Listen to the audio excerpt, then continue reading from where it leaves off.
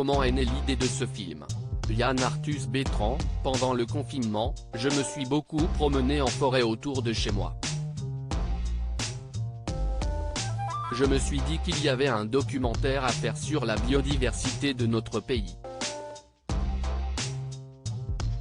Avec mon équipe, on a fait appel à tous les amateurs qui filment des animaux en France.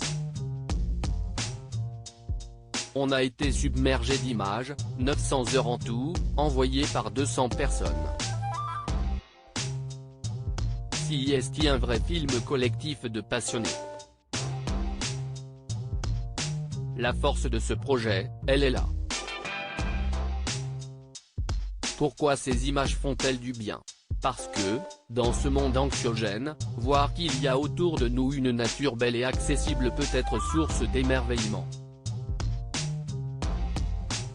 Cela fait du bien de s'intéresser à autre chose qu'à nous, de regarder autour de soi.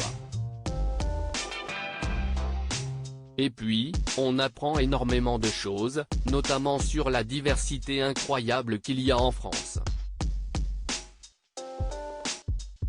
Dans le film, on évoque 400 espèces animales et végétales.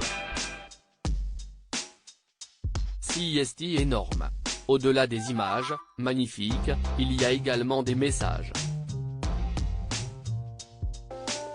Je suis écolo depuis que j'ai 20 ans.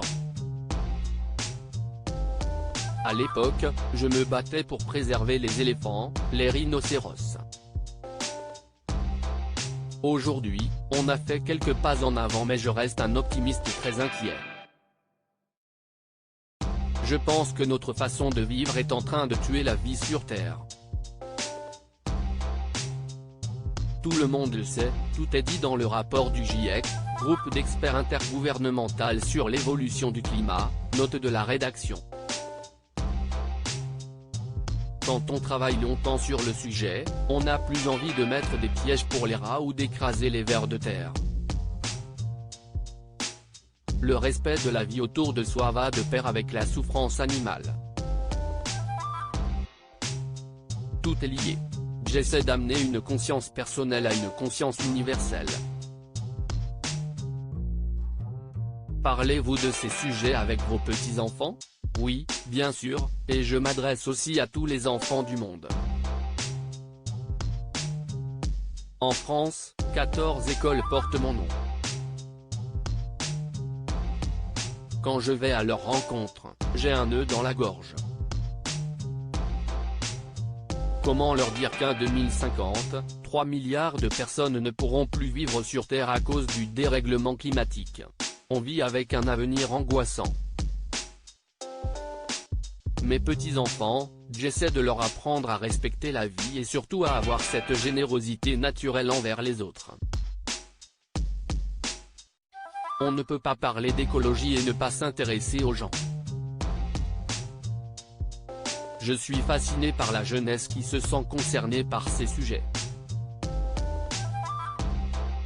Je comprends leur radicalité et parfois leur violence. À 77 ans, vous êtes toujours aussi actif. Sur quel projet travaillez-vous?